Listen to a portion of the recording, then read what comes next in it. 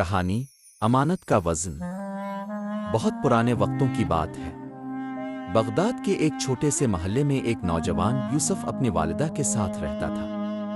یوسف نہایت دیانتدار، خوش اخلاق اور اللہ سے ڈرنے والا نوجوان تھا۔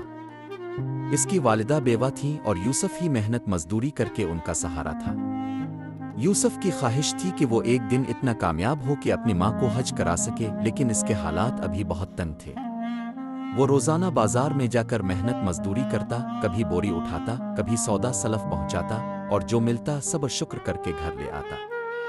ایک دن یوسف بازار کے کنارے بیٹھا تھا کہ ایک معزز نظر آنے والا تاجر اس کے پاس آیا۔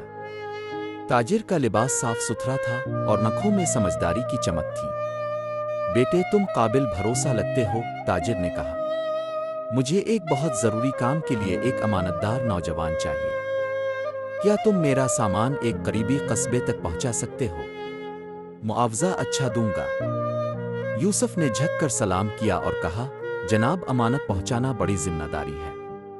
میں اللہ کو حاضر ناظر جان کر کہتا ہوں کہ آپ کی امانت اپنی جان سے بڑھ کر محفوظ رکھوں گا۔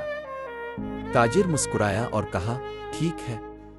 یہ ایک چھوٹا سا صندوق ہے۔ اسے راستے میں ہرگز نہ کھولنا اور بس فلاں آدمی کے حوالے کرنا۔ وہ تمہیں شناخت کے لیے یہ نشانی دکھائے گا۔ یوسف نے صندوق لیا۔ وہ بھاری نہیں تھا، لیکن دل پر جیسے ایک بوجھ سا محسوس ہو رہا تھا۔ راستہ طویل اور تنہا تھا۔ سورج کی دھوپ سخت تھی اور یوسف کے کپڑے پسینے سے بھیگ گئے تھے۔ راستے میں کئی بار شیطان نے وسوسہ ڈالا، کیا پتہ صندوق میں سونا ہو؟ ایک بار دیکھ لینے میں کیا حرج ہے؟ اگر مال قیمتی ہوا تو تھوڑا اپنے لیے رکھ لو، ویسے بھی تم غریب ہو۔ لیکن ہر بار یوسف نے اپنے دل پر قابو پایا۔ اس نے آسمان کی طرف دیکھا اور زیر لب کہا، اللہ تو جانتا ہے میں تجھ سے ڈرتا ہوں، مجھے امانت میں خیانت سے بچا لے۔ جب یوسف قصبے میں پہنچا تو نشانیاں دیکھ کر مطلوبہ شخص کو پہچانا۔ وہ شخص بوڑھا اور نحیف تھا۔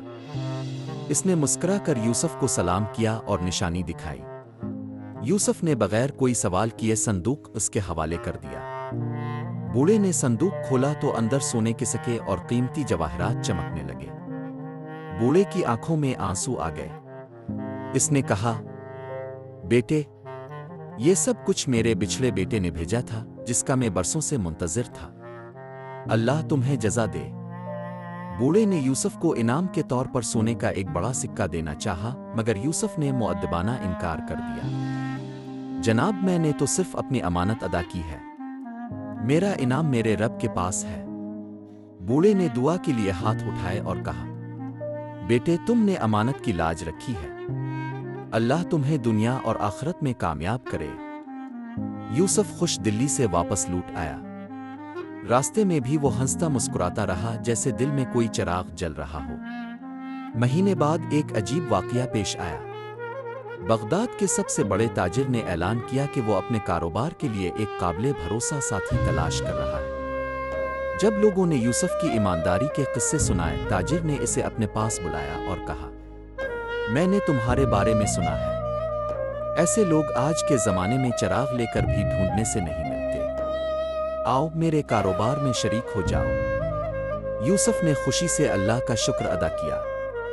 چند سالوں میں یوسف اتنا کامیاب ہوا کہ نہ صرف اپنی ماں کو حج کرایا، بلکہ خود بھی حج کا شرف حاصل کیا۔ اس کی دیانت، اللہ کا خوف اور امانت داری نے اسے دنیا اور آخرت کی کامیابی عطا کی۔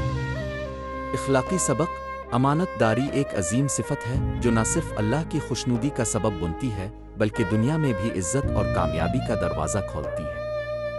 شیطان چاہے جتنا وسوسہ ڈالے، جب انسان اللہ پر بھروسہ کرے اور نیکی کا راستہ اختیار کرے تو اللہ اسے کبھی تنہا نہیں چھوڑتا۔